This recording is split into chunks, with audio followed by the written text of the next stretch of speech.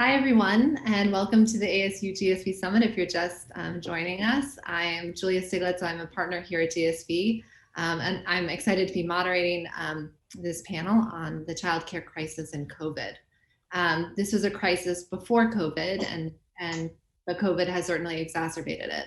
And I'm excited to have this distinguished group of panelists to help explore the dimensions of this crisis as well as what we can do about it.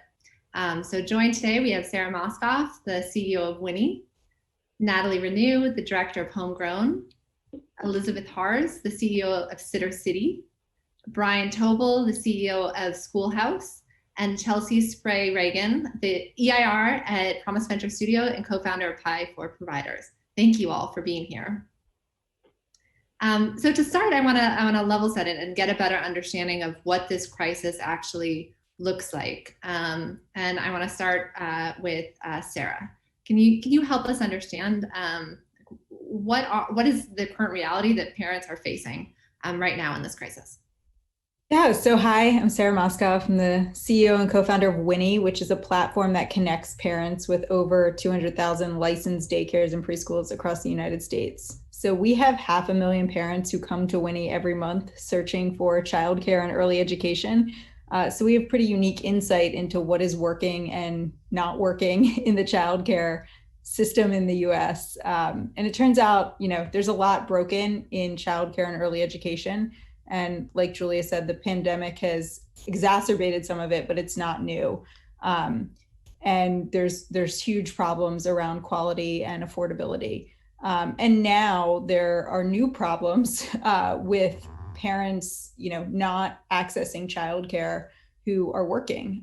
So Winnie actually ran a survey with Homegrown, and we found that 1 in 4 parents is actually the working parent is the primary caregiver, the working from home parent. And so there's kind of this new demographic of parents that are emerging that are trying to work and take care of kids at the same time, which we know is not sustainable. And they're opting out for a variety of reasons. And so, this crisis has kind of been taken to the next level with that. Natalie, do you want to add on?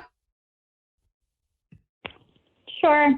Hi, thanks, Julia. My name is Natalie Renew, and I'm the director of Homegrown, and we're a philanthropic collaborative focused on improving the quality of and access to home-based childcare.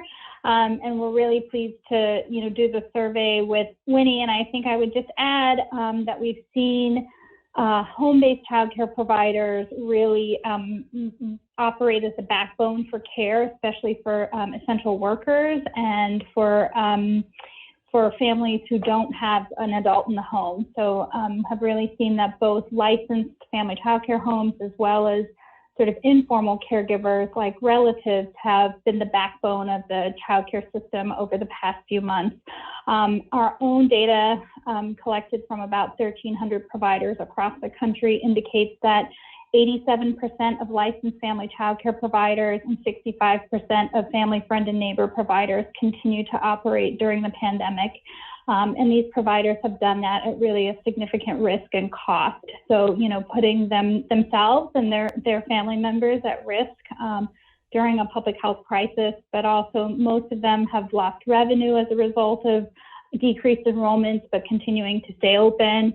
Many of them have had increased costs with cleaning and sanitizing and purchasing protective equipment and things like that, as well as just really being kind of generally disconnected from timely information and other resources that are critical. Many of the providers who are providing care and have provided care throughout the pandemic are not licensed, recognized, or connected with systems. So getting resources to them right now is particularly challenging. Chelsea, Elizabeth,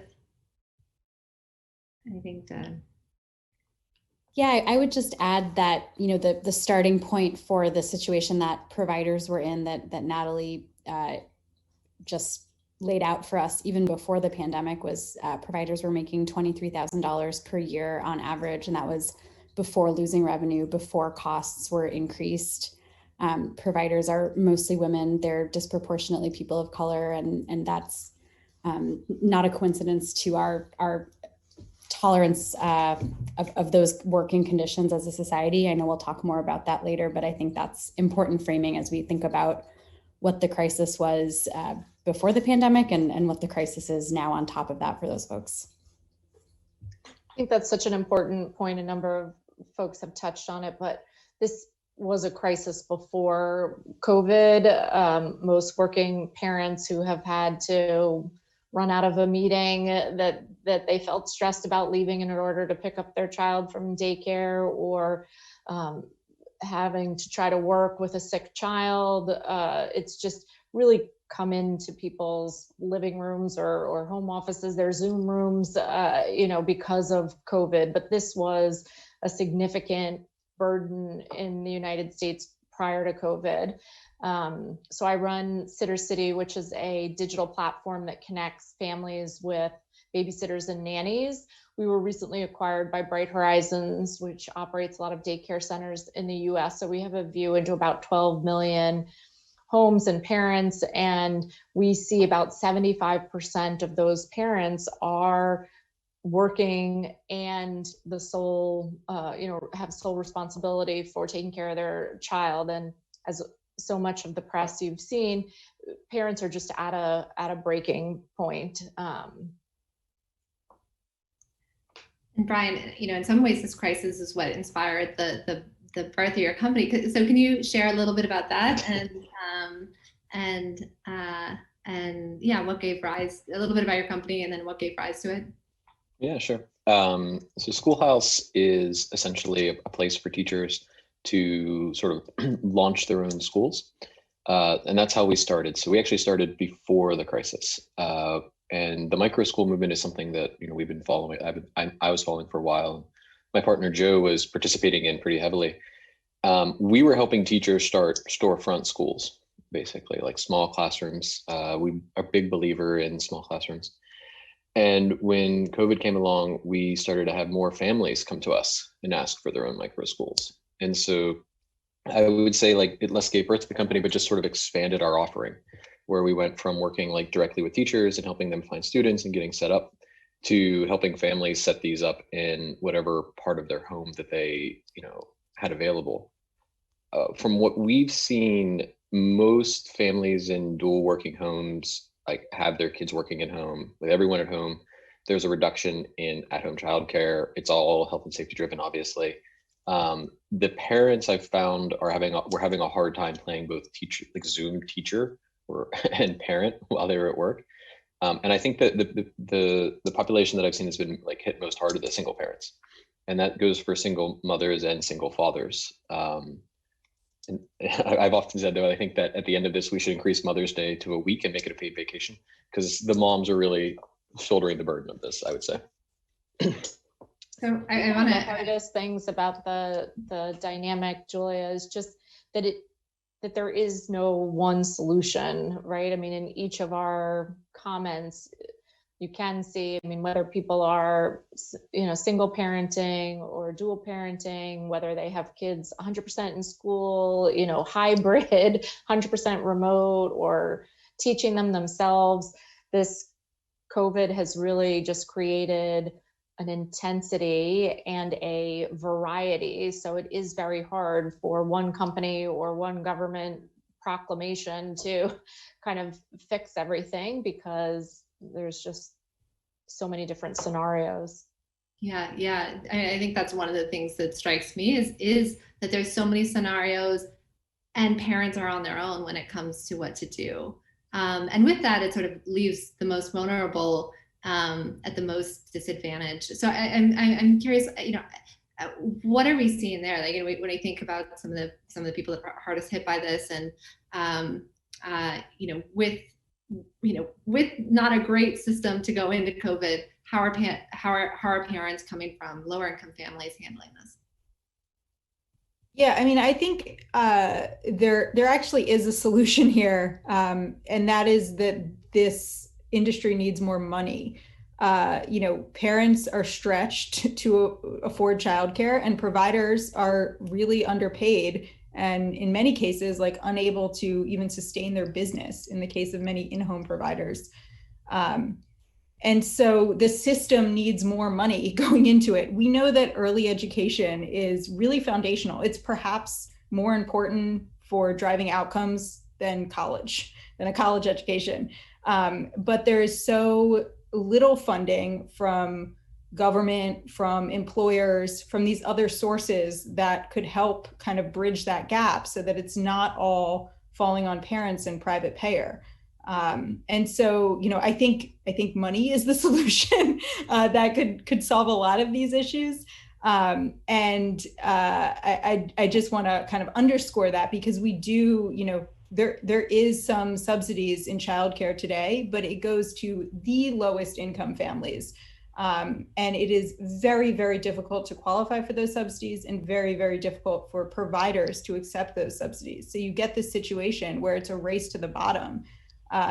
This field is not attracting the best and brightest because they can't make money. You can't earn the same amount that you can earn as a software engineer. So people are going to choose to be a software engineer.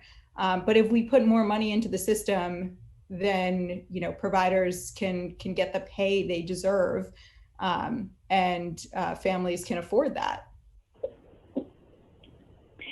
Yeah, I would very much underscore what Sara said, like we need way more public financing. I think we also really we need to look closely at what some of the impacts on families, especially low income families and Black and Latinx families, will be as a result of this experience.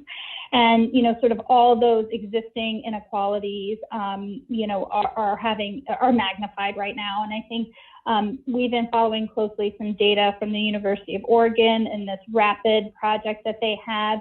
And really what they're finding is that so many families are experiencing material hardship, right? The economic impacts of the pandemic are resulting in families' inability to buy basic goods, to pay for their housing, to purchase food, to buy childcare.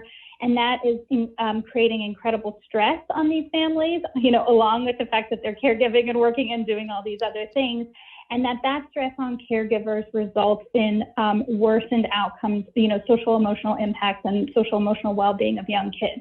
So, the sort of trickle and the impact of the stress of just the pandemic itself, but then the fact that the safety net is not holding anybody, it's not holding families, it's not holding childcare workers, is just creating really a lot of social emotional disruption and adverse impacts on child well-being.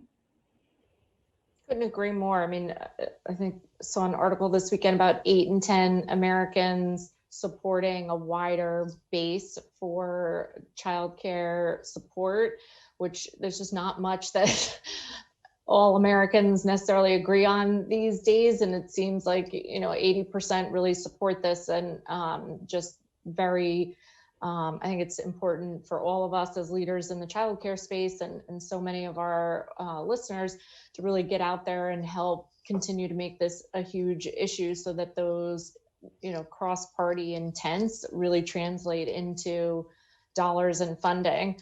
We also spend a lot of time trying to elevate the profession. I think, again, before COVID, it was a real issue for childcare, in-home childcare workers. So when we say in-home, we're talking about, nannies and babysitters, but they're facing the same kind of situation that you were just talking about, Natalie, right? Being able to take care of their own families when they're going out there taking care of others. And so I do think there are concrete things that we can do. We partnered with Stride Health as an example to get benefits. We try to educate parents about how they can pay for continued training or fund a day off account, so these women can take a day off, a paid day off, and take their children to a doctor's appointment or something. So there's like the big what society needs to do and what the government needs to do, but there's also a bunch of micro steps that I think a lot of parents can do to help elevate this profession and help people who work in it have a sustainable living and manageable living. Elizabeth, you're talking about, what are some of the things that we need to do to support the childcare industry and the childcare providers? for the economy to open back up, we need childcare. But the sector has been hit hard, and caregivers have been hit hard, and they're running small businesses. Many have closed. How do you think about that? Like, what kind of supports do we need to put in place to support childcare providers so that when the country's ready to open back up, there's going to be the childcare to support it?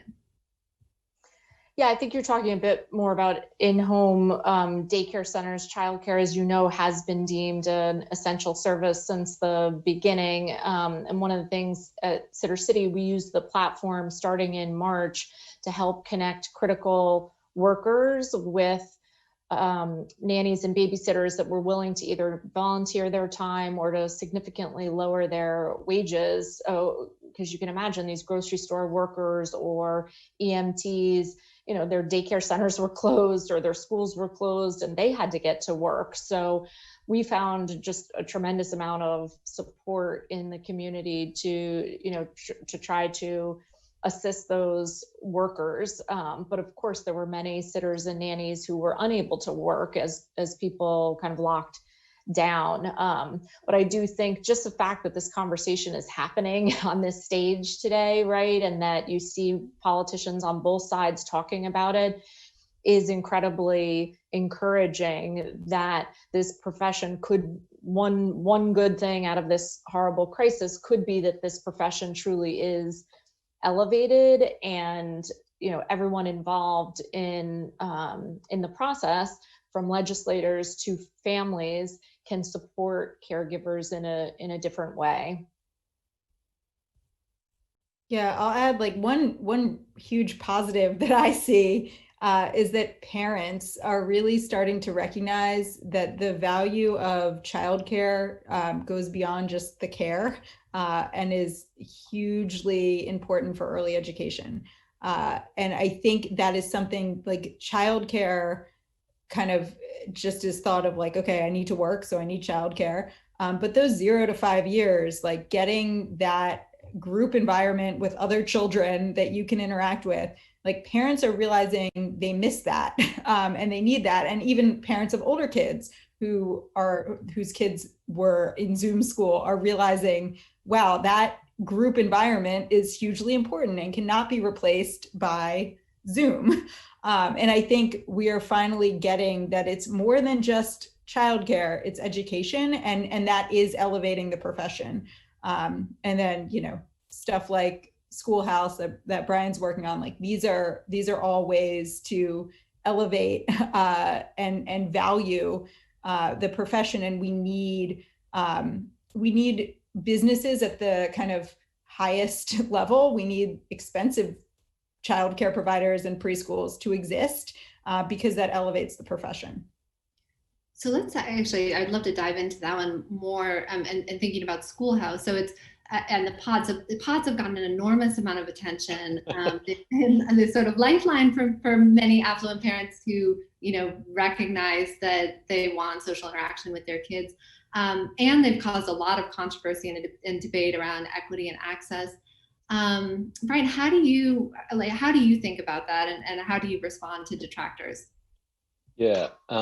So one of the things too on the last topic is a lot of teachers are leaving the field now, and the country is already short on them. And so like that was one of our goals when we started this, is before COVID, was how do we keep more teachers teaching, especially like the ones that are really good, that we want teaching still. We want to stay in the field. So it's hard to deny that COVID acted as an accelerant to the micro school movement. Essentially what we do is allow small groups of students to learn from their home with a teacher. So while Schoolhouse is a part of this movement, we launched before schools started to close, and our aim at that has always been really to create the best possible environment for learning and teaching. So, we offer full school replacement, personalized curriculum, pairing with world-class educators to make sure that like it's a really great fit. And that's what we were focusing on. And so the pods are no doubt beneficial to like students and teachers in a lot of ways. We've seen to teachers that, we can see increased salaries. There's health benefits, manageable class sizes, right? And they're getting a lot of autonomy. Like they're actually starting to get creative and they're working with the students. we're looking at making this long-term, right? We want to be an alternative form of school for everybody. And so I understand the detractors' comments on the issues of inequality that the pods are seeming to fuel. I think this issue is like pretty deeply personal to both my co-founder and I. We are both former, we spent many years teaching in charter schools and inner city schools. And I think like it's paramount for Schoolhouse that we have equitable access serving peoples of different income levels. Like, you know, we're only like 5 or 6 months old, but we're already looking to move into this. And we're doing two things to try to make this happen. One is sliding scale tuition. So like a pay structure in which like certain families can pay more in tuition and others can do a reduced cost or free. One of the things that I will say about teachers is that they're selfless. And every single one of our teachers, when we've asked them, are you willing to do some sort of philanthropic work or, you know, like run a philanthropic pod? They've all said yes. They've actually asked us coming in, and we have a lot of those teachers coming in.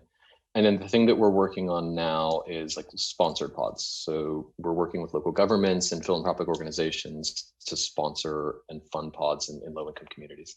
So, you know, the whole thing kind of came out of nowhere for everybody, but I think our eyes are on like, we think that this is actually a better way to learn. And we think that we can actually really help these communities. It's just a funding problem, like everybody else has mentioned. We're actually cheaper than what the public schools are paying for the education at this point in terms of cost. So that's our thoughts. Thank you, Brian. Go ahead.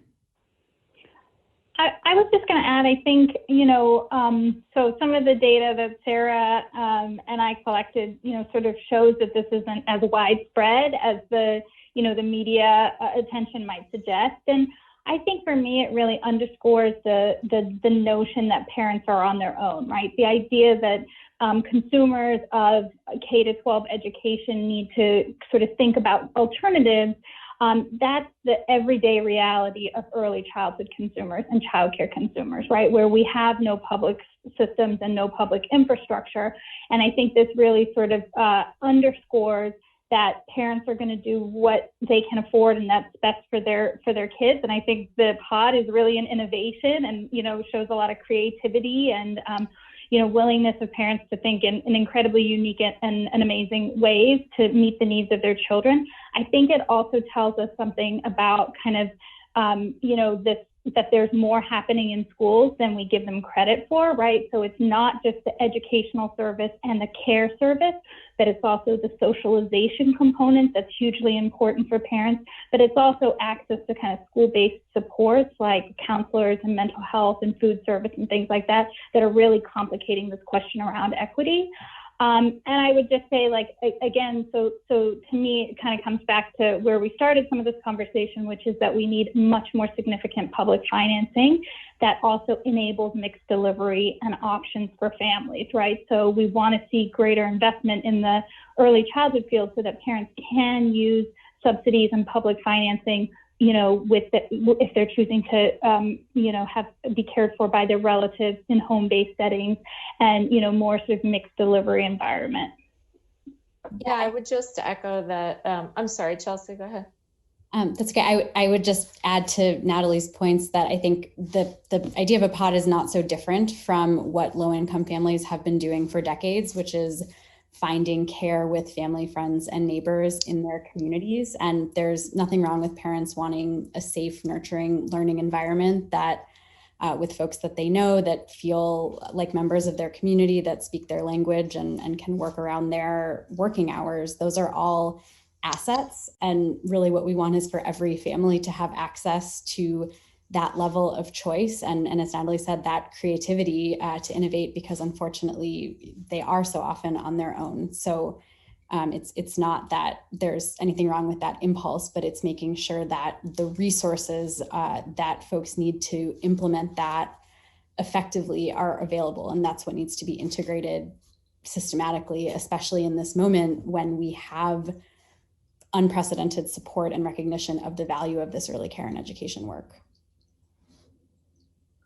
Yeah, I was just going to say, I do agree that the media did focus a bit more on the sort of flagrant disparity of these pods. I would just add, sort of like Chelsea was talking about, on our own platform, we saw tens of thousands of pods coming to the platform in all kind of zip codes, and people were just honestly trying to survive the spring and then facing the summer and then also the fall. And so you had people kind of bringing their pod on, and in some cases just looking for a sitter across, half of an apartment building, right? Like they were just trying to get the best that they could. And I think that creativity is quite interesting.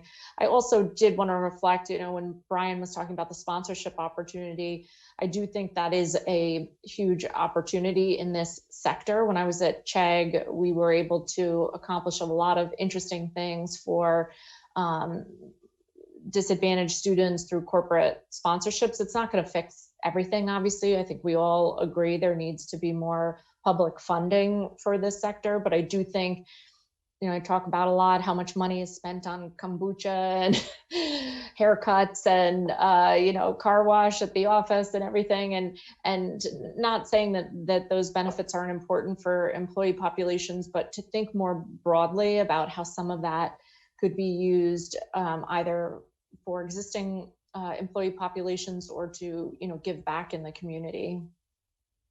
So I'm curious on that, to hear from others. What role should employers play in this, in supporting, in being employers of parents, and what role do they have? And maybe we can start with Sara. I mean, I feel like they finally have to start paying attention to what their employees are actually doing. They're kind of feeling this firsthand because their employees are either opting out of the workforce, or 1 in 4 of them are attempting to work and take care of their kids at the same time, which we know will cut into their productivity. So employers are finally feeling this, and I think it's time that they, kind of rethink their benefits. To Elizabeth's point, like the old benefits and way of doing things don't necessarily make sense in this new world. With parents wanting a variety of different options and choosing what's best for their family, like in many ways, the best thing that employers can do is give money so that employees, and give resources and options, but trying to get employees to all use a single on-site childcare center, like those days are over, with employees working from home and all choosing a variety of different childcare methods. Are there examples? Yeah. Does anyone have examples of companies that have really done this well? Or what we would like them, like, what we would like them to do? Yeah, I think there are some brands like Bank of America and others who give sort of financial reimbursement regardless of how the family finds care, whether that's grandma or a nanny or a child care center. And I think because the list is rather short, it is clear that this isn't a normal benefit that is always part of the plan. I do think when I get hopeful about the other side of this, that this problem has become so obvious, and as executives are putting together benefits, that this conversation will be front and center, because as we've all been saying, everyone's been living it so personally, whether themselves or their employee population or their customers are feeling it because of staffing issues. So I cannot imagine that corporate behavior will look the same around childcare after COVID as pre. I agree. Sorry, go ahead, Brian.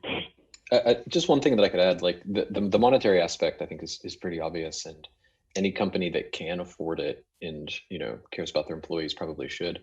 I think a minimum bar is just helping show options for the parents.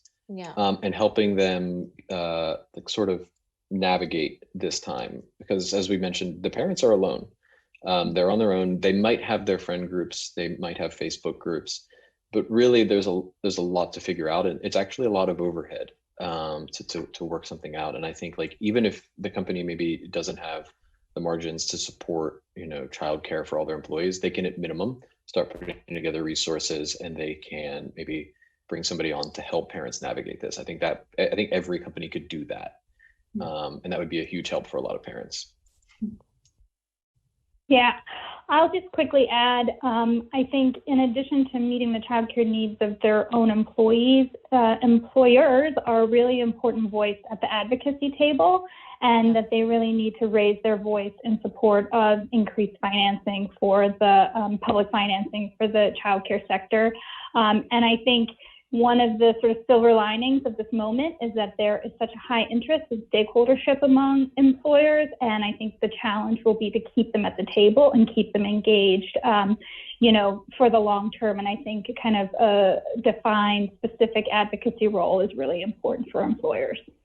I will say, we're only part of the Bright Horizons family for a month here, but they have, the Fortune 500, the majority of them as clients and partners. And the amount of time I have spent with, brands ranging from Facebook to Bank of America to, Morgan Stanley, Boeing. There is just such an interest from executives to at least provide some assistance to employees, as Brian was talking about, that partnership, right? So that employees don't feel like they have the baby and then they're just kind of dropped off the edge after that, right? But that the company understands that kind of life change, and that there are options to help them. And there are lots of online resources to support parents. And so I think employers recognizing that this has to be as important in their conversation about career development for an employee, supporting them as a parent. It's just a massive change, I think. So I do want to take some audience questions. You can add your questions into the Q&A box, and then somebody should be sending them to me. I've not gotten them yet, but when I do, I will ask them. So please add them in the Q&A. I can't see them, but somebody should be sending them to me, and then I will ask them.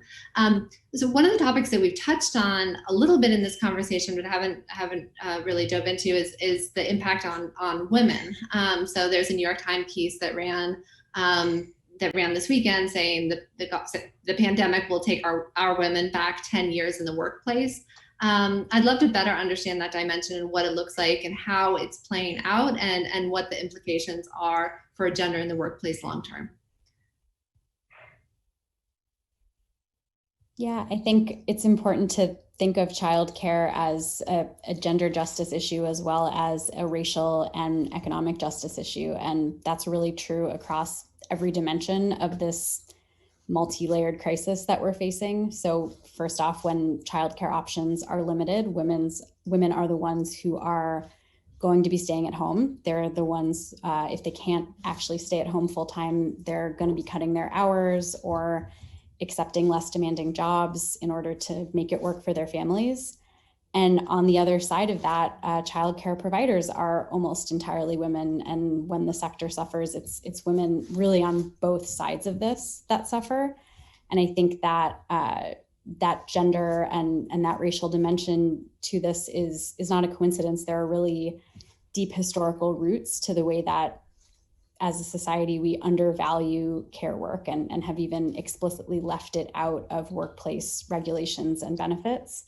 And so we're just seeing the consequences of that play out as individual families across our country have to make decisions with limited options.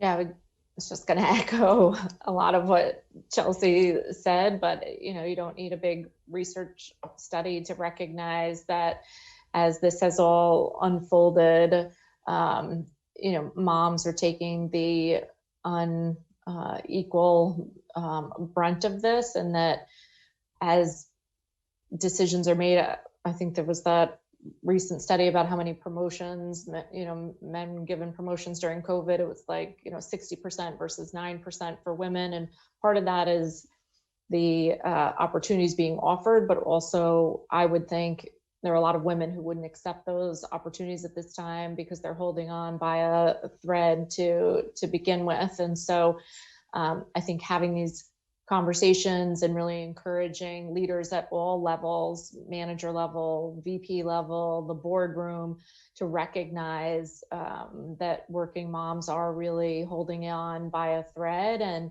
even simple gestures of a note to recognize work or offering an extra day off. These things are quite small for managers and for a company, but go a very long way. And I think if women and moms are encouraged to stay in and to push through this period, we will have better, much better results. And often they don't get that kind of encouragement because it is easier to promote somebody who doesn't have a toddler running through the Zoom room. And I think people have to talk about that.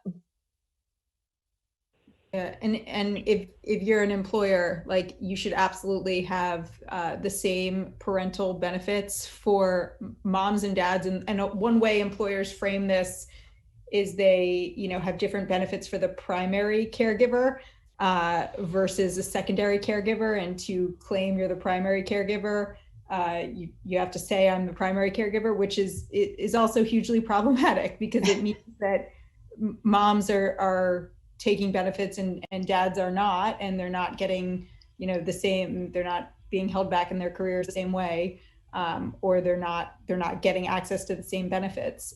So I think, if you are an employer, absolutely, if you are offering anything, it is regardless of the gender of the person taking the benefit or their primary, secondary status. I mean, that stuff just needs to be illegal, frankly. I think it should be illegal. Yeah, I would just add, sort of building a little bit on this, that, some of the data is indicating that women are losing their jobs at greater rates, and Black and Latinx families are experiencing higher rates of unemployment right now. And I think it sort of goes back to this kind of issue around material hardship that families are facing right now, and the need to provide, obviously to figure out the childcare issues that we have, but also to recognize that families are in dire situations right now, and, just affording the very basics of what they need. And our data show that providers are facing those exact same issues, right? So we at Homegrown had a matching fund for emergency funds for home-based providers and supported 13 communities in getting emergency relief funds to providers.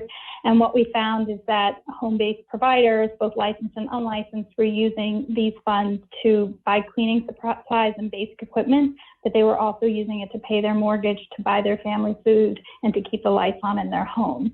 So sort of this whole community of caregivers is really suffering, and they can't help us get back to work if they themselves can't stay in their homes and put food on the table for their own families.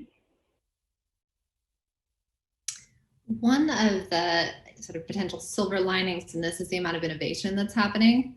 I'm curious to hear from each of you, what is some of the innovation that you're seeing, that you're excited about, that makes you optimistic heading into the future, about how this crisis could be helped?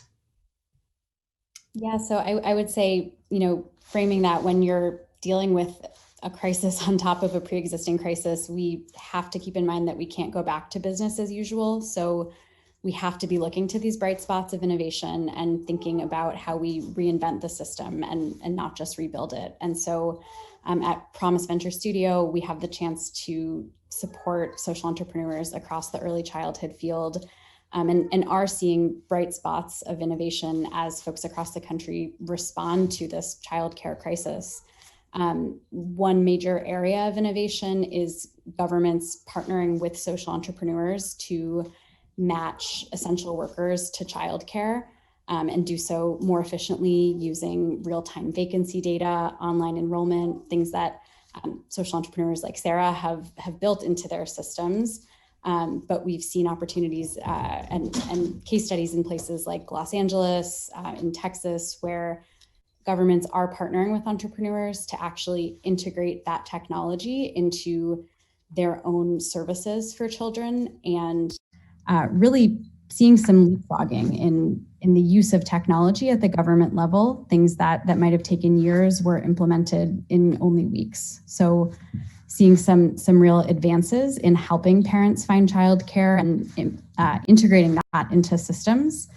And then the other bright spot that I would raise up is examples of advocacy organizations. Homegrown is certainly one example, and another is Let's Grow Kids in Vermont, which has worked with both advocacy and direct service delivery. And that's a model we're seeing replicated in some other places, and that's enabled some really nimble responses to the crisis. When you can actually integrate the voices of parents and child care providers and respond to their immediate emergency needs while advocating for better solutions at the systems level.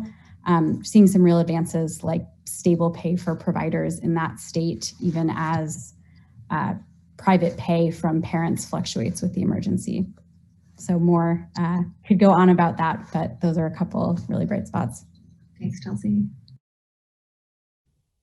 Yeah, I mean, this is, this is the silver lining, I think, is everybody's trying something, right? Everybody's forced to either try a pod or do online or, buy some sort of programs for their children. And it's fueling a whole bunch of entrepreneurship, a whole bunch of people entering into the space. There's a whole bunch of venture capital dollars that are now pouring into a space that, previously wasn't all that interesting. The two things that I'm really excited about is everybody's starting to recognize the value of the teacher, right? They're not shuffling around looking for school administrators.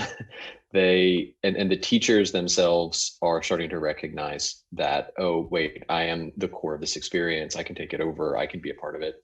And the other thing that I'm really encouraged by, I'm really excited about, is that the parents are recognizing that they can engage as well, that they can participate. They can be a part of the upbringing, the education of their child. Like for every parent that I see trying to sell their 6-year-old on Twitter, there's another one who is extremely excited about engaging in and even homeschooling with their child, and they're putting together their curriculums. And you now have parent and child learning together. I think that is incredibly exciting. Were you referring to me trying to sell my 6-year-old? No names. Just I recognized. And let's see, I think that's only 15 seconds. So maybe in 2 words, Sara. The providers are amazing. They're innovating a ton. We see so many daycares and preschools now offering support for school-age kids with their distance learning, and that is totally new and awesome to see. Elizabeth?